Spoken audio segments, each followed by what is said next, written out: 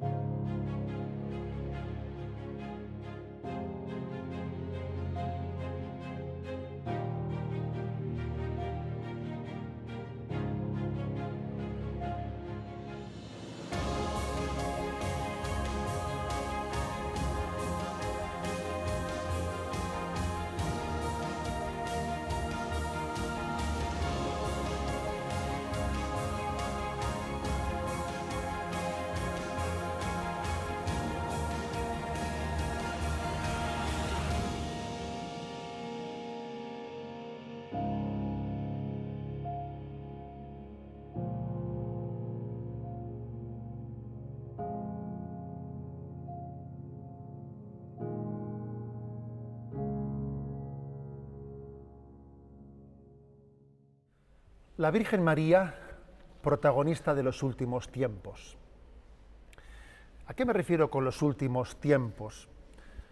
¿Cuándo han comenzado los últimos tiempos? La nueva era diría que es la era Acuario, ¿no? Los últimos tiempos. Nosotros sabemos, por la revelación de Jesucristo, que los últimos tiempos comenzaron con su llegada hace 2000 años. Es curioso que la Sagrada Escritura hable de la plenitud de los tiempos introducidos por una mujer. Cuando llegó la plenitud de los tiempos, Dios envió a su Hijo, nacido de una mujer. De hecho, la festividad de la Natividad de María, esa que celebramos el 8 de septiembre, pues suele proclamar la genealogía de Jesús en el Evangelio, toda esa genealogía tan larga, que finalmente dice, y finalmente llegó María, de la cual nació Jesús, el Hijo de Dios. Pues bien, María, en la plenitud de los tiempos, recibe una gran encomienda, la gran encomienda. Me refiero a esa que narra el Evangelio de San Juan en el capítulo 19. Ahí tienes a tu hijo, y a nosotros se nos dice, ahí tienes a tu madre. Ella ha recibido la gran encomienda de acompañar a sus hijos en toda esta peregrinación hacia la Jerusalén celestial. Hay un misterio de traducción, difícil traducción de las siguientes palabras de Juan 19:26, porque después de haber dicho, ahí tienes a tu madre y ahí tienes a tu hijo, a continuación dice, y desde esa hora el discípulo la acogió en su casa. Otras versiones de la Biblia dicen, desde aquella hora la tomó como cosa suya. Otras dicen, desde aquella hora la recibió como algo propio. Se ve que es difícil y misteriosa esa expresión para haber sido traducida con expresiones un tanto diferentes. Desde aquel momento Juan la acogió en su casa, la tomó como cosa suya, la recibió como algo propio. Todo eso está también dirigido a cada uno de nosotros. Estamos llamados a tomar a María en nuestra casa, a tomarla como cosa nuestra, a como algo propio. Ella es la que ha recibido la gran encomienda del Señor de cuidarnos. Subrayemos además un detalle, y es que es el Evangelio de San Juan el que habla de esta gran encomienda. El Evangelio que es conocido como el Evangelio de la hora, ¿sí? Algunos llaman al Evangelio de San Juan el Evangelio de la hora. Todavía no ha llegado mi hora, ya se acerca mi hora, esta es mi hora, para esta hora he venido al mundo. ¿Sí? Es el Evangelio de la hora. Y lo curioso es que en el Evangelio de la hora, el Evangelio de San Juan, aparece María como aquella que está llamada a introducir a Jesús en su hora. Cuando le dice en las bodas de Caná, mujer, todavía no ha llegado mi hora. Pero María le empuja, le anima.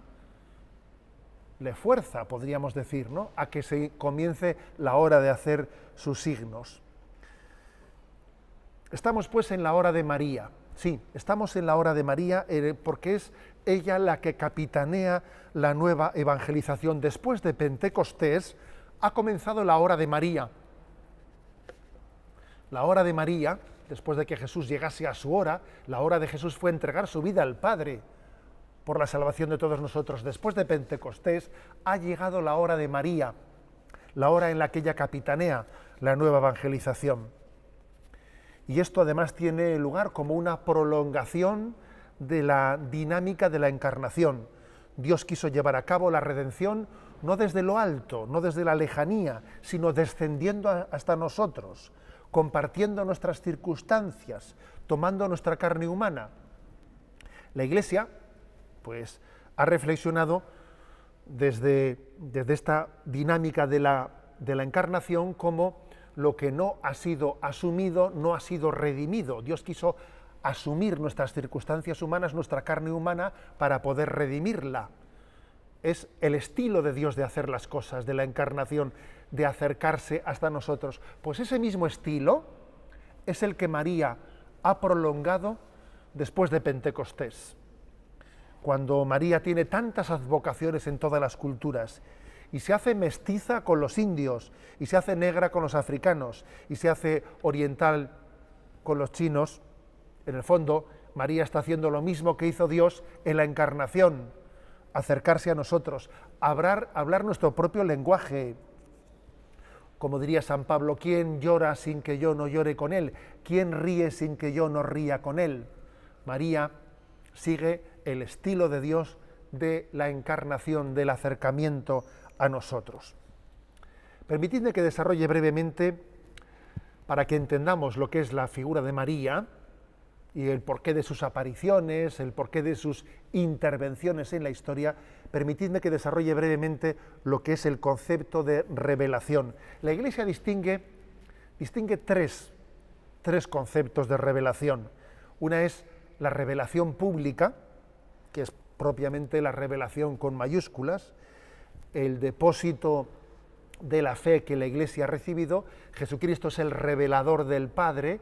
También hubo una revelación en el Antiguo Testamento, pero cuya culminación es la revelación en el Nuevo Testamento. Jesucristo es el revelador del Padre. Y la revelación pública se ha concluido con la muerte del último de los apóstoles. Por lo tanto, digamos que la revelación pública ha llegado a su culminación, pues, con el libro del Apocalipsis, con el que se cierra la Sagrada Escritura diciendo amén, ven Señor Jesús. Ahí termina la revelación. No esperemos otro libro posterior, no esperemos una especie de epílogo final, no lo esperemos. La revelación está completada en Jesucristo. Ahora bien, también la Iglesia habla de revelaciones privadas, que no tienen obviamente el mismo rango que la revelación pública. En ese concepto de las revelaciones privadas es en el que se introducen las apariciones marianas. La Iglesia discierne, para aprobar o no aprobar, la autenticidad de los mensajes que en esas revelaciones se muestran, ¿no? Existe una pedagogía divina en la que hace cercano, históricamente insertado, los mensajes que la Virgen María transmite en sus apariciones. Pero tengamos en cuenta que la autenticidad de las revelaciones privadas está en la medida en que confluyan con la revelación pública. Sería impensable pretender que la Virgen María en sus revelaciones privadas nos vaya a decir algo distinto, menos todavía contradictorio, ni siquiera algo que no estuviese ya dicho en la revelación pública. Las revelaciones privadas lo que hacen es no añadir, ni mucho menos corregir, sino de alguna manera aplicar a nuestra vida, recordar en determinadas circunstancias históricas en las que necesitamos ser iluminados. Pero hay todavía un tercer concepto de revelación: revelación pública, revelación privada. El tercer concepto de revelación es el de revelación interior. Cuando, por ejemplo, San Pablo dice que el Señor reveló dentro de él a Jesucristo.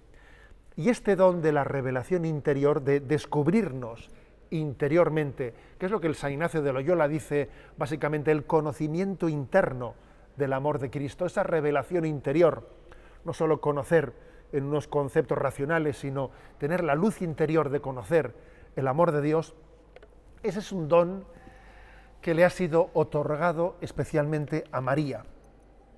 En las conversiones que tienen lugar en tantísimos santuarios marianos, ¿cuántas conversiones están teniendo lugar en los santuarios marianos?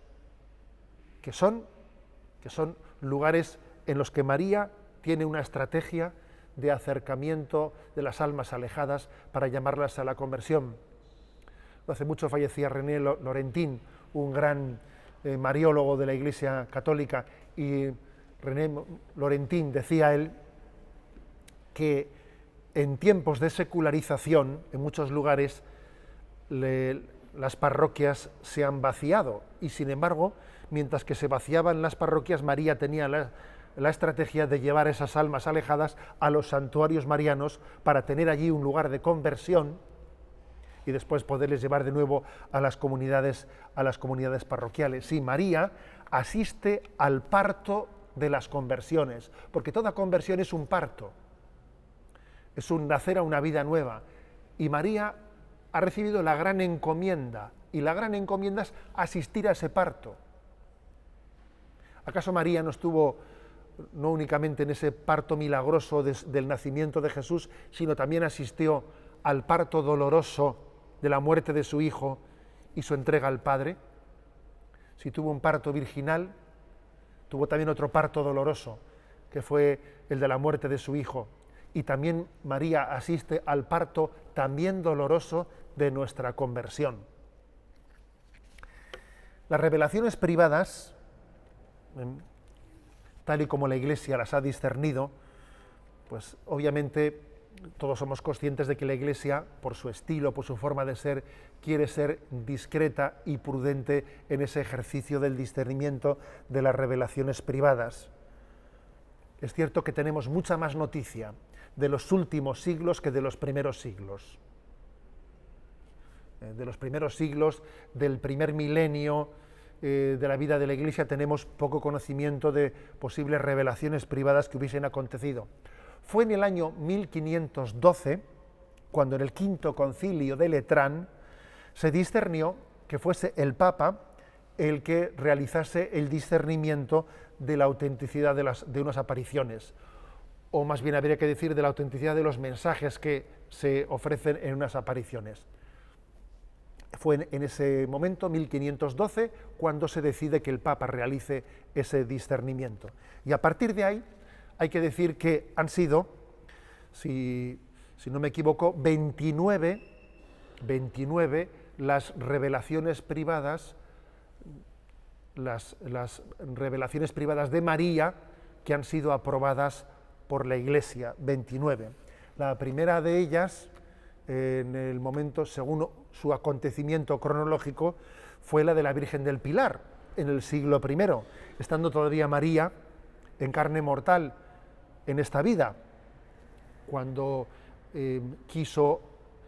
acudió en socorro de Santiago, del apóstol Santiago, que iba a evangelizar al fin de la tierra, y en Zaragoza tuvo esa aparición de consolación al apóstol Santiago, que se sentía cansado en esa encomienda, en esa tarea de la evangelización en aquellas tierras duras. Eso fue en el siglo I, pero después damos un grandísimo salto hasta el siglo XIII, con Santo Domingo de Guzmán, San Simón Stock, con la Virgen del Carmen, la Virgen del Rosario, por lo tanto, y San Simón Stock en ese siglo. Damos el salto hasta 1531 con la Guadalupana, 1830 con la Milagrosa, 1846 con la Salet, 1858 con Lourdes, y fijaros bien, 15 de las 29 revelaciones privadas de la Virgen María son del siglo XX, más de la mitad de las revelaciones privadas aprobadas por la Iglesia son del siglo XX, lo cual da a entender que esa encomienda que el Señor hizo a María está alcanzando su cénit en los últimos momentos. Es verdad que los últimos momentos comenzaron hace 2000 años, pero es curioso que más de la mitad de esas revelaciones privadas hayan sido reconocidas en el siglo XX. Parece que esa intervención de María está siendo especialmente activa en este momento de la historia. La Iglesia es como una nave que tiene por mástil la cruz, que tiene por velamen la confianza en Dios, que tiene por viento impulsor al Espíritu Santo, que tiene por capitana a la Virgen María y que tiene por timonel al Papa. Por eso ella en este momento creo que está realizando especialmente esa función de evangelización. ¿Qué tipo de acciones realiza María? Su asistencia a la acción evangelizadora especialmente se adecúa a los momentos de crisis. Por ejemplo, pues cuando el apóstol Santiago estaba siendo tentado de abandonar su camino al Finisterre y en aquel momento es consolado por María.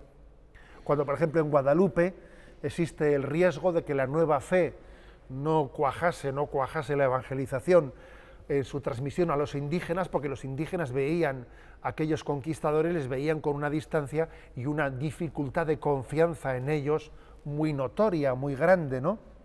Y el rostro indígena de San Juan Diego fue un paso de gigante para que la evangelización fuese posible en México y en toda América. En Lourdes también la intervención de nuestra madre quería responder a la dificultad que el racionalismo en la Revolución Francesa había sembrado. El racionalismo había hecho un rechazo de la revelación y había dicho que solo la diosa razón era la que debía de guiar al hombre moderno. Acordémonos de que Notre Dame, la imagen de Nuestra Señora de Notre Dame en París fue sustituida por la diosa razón. Pues en Lourdes también María interviene enseñando que solo los pequeños, solo aquellos que tengan corazón humilde de niño, serían capaces de conocer el don de Dios. Y más tarde en Fátima, María también vuelve a intervenir en otro momento de crisis, en el momento en el que el marxismo, el comunismo comienza su revolución. Si se fijan ustedes, las intervenciones de María tienen lugar, coinciden con grandes momentos de crisis en la evangelización. María nos asiste de una forma especial ante el escándalo de la cruz. Sí, también esa es una clave suya. Es una clave.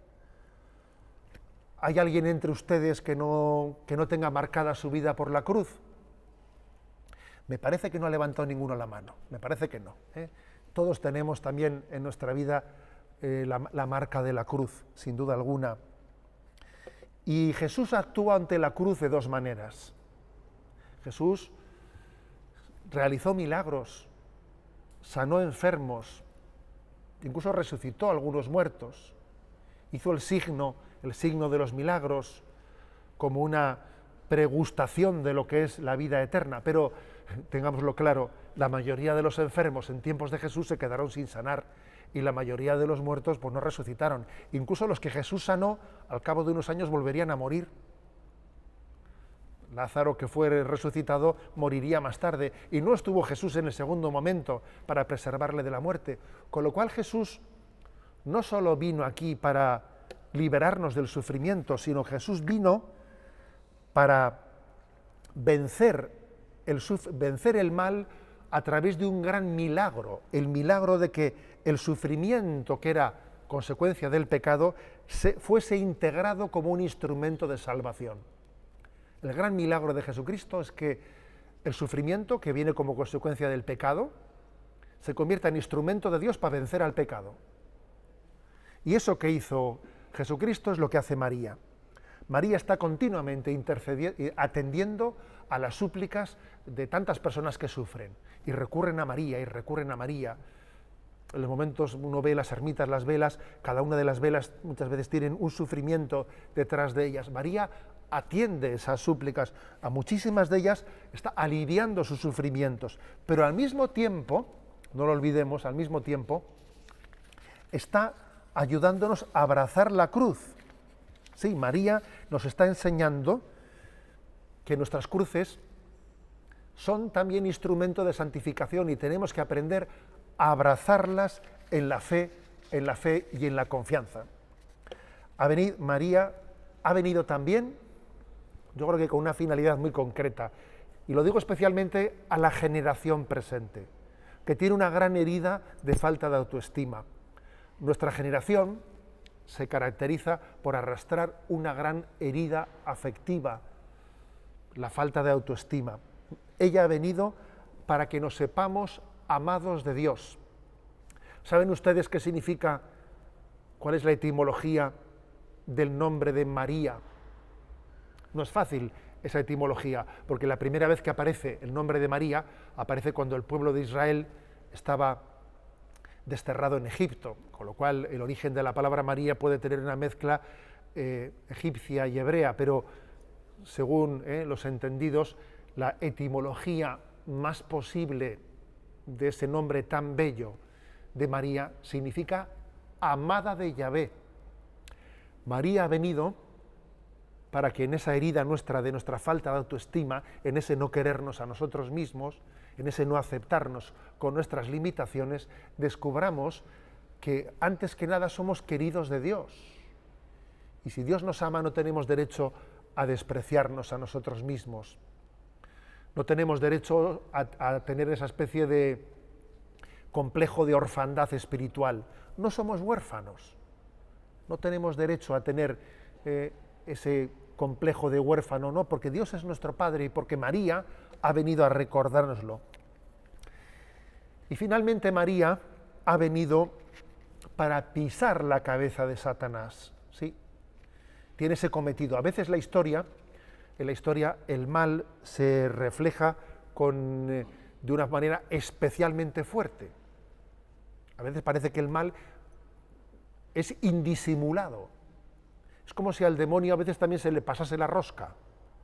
Se le pasase la rosca y diciendo, parece que al demonio se le ha pasado la rosca y no se da cuenta de que hasta cuando ve el mal, algunas personas se asustan, ¿no? Y dicen, no deberíamos de reaccionar.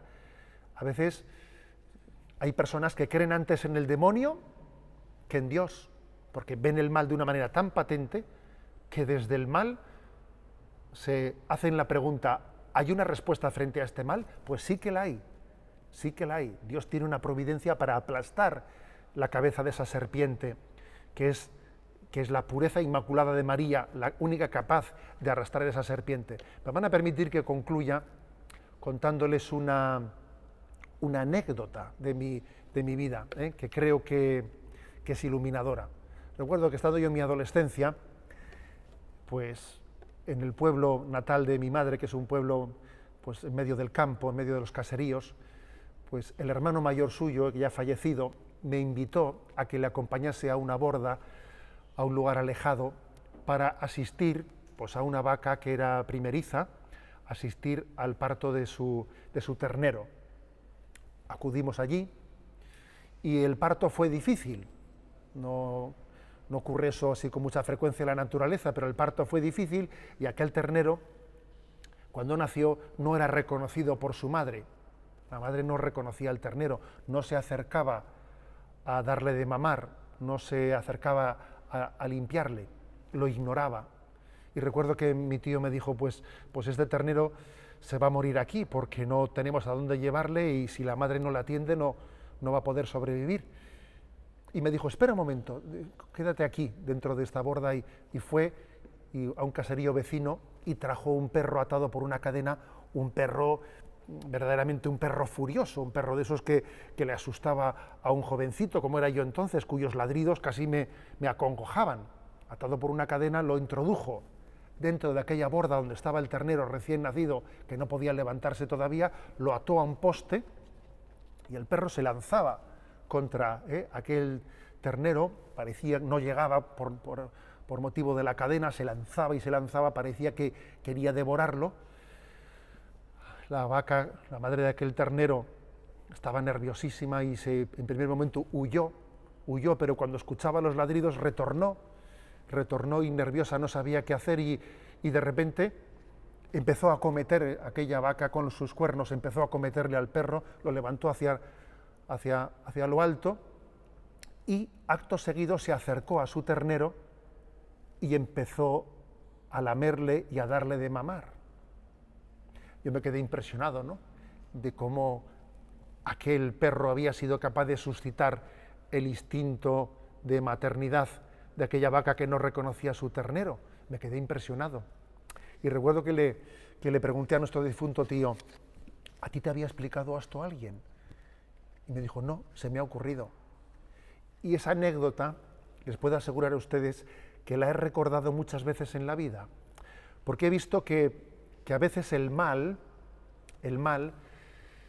puede ser un lugar en el que Dios manifiesta su providencia. A veces, hasta que no vemos el rostro del mal, no reaccionamos contra él.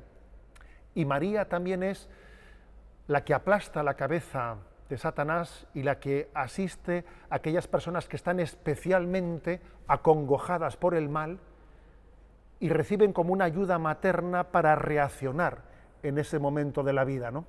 Sí, María es la gran esperanza para aplastar la cabeza de serpiente y para sacar lo mejor de nosotros mismos en la reacción espiritual para resistir el influjo de Satanás.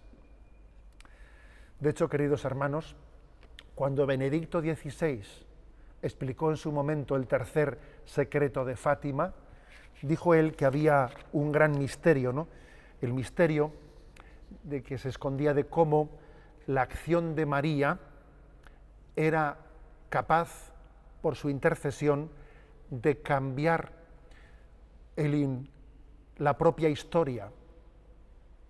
Aquel hombre vestido, aquel obispo vestido de blanco que caía por las balas, que finalmente, sin embargo, aunque la profecía decía que había muerto, sin embargo, nosotros vimos en San Juan Pablo II que milagrosamente salvó su vida. Decía Benedicto XVI que aquello simbolizaba cómo también la intercesión de María y nuestra oración y nuestra penitencia unida a la oración de María era capaz de cambiar la historia. Dame un punto de apoyo y moveré el mundo. Y ese punto de apoyo es María, que nos ayuda a que nuestra oración sea capaz de cambiar la historia. Sí, María es la gran protagonista de los últimos tiempos y es la gran protagonista de tu vida y de la mía.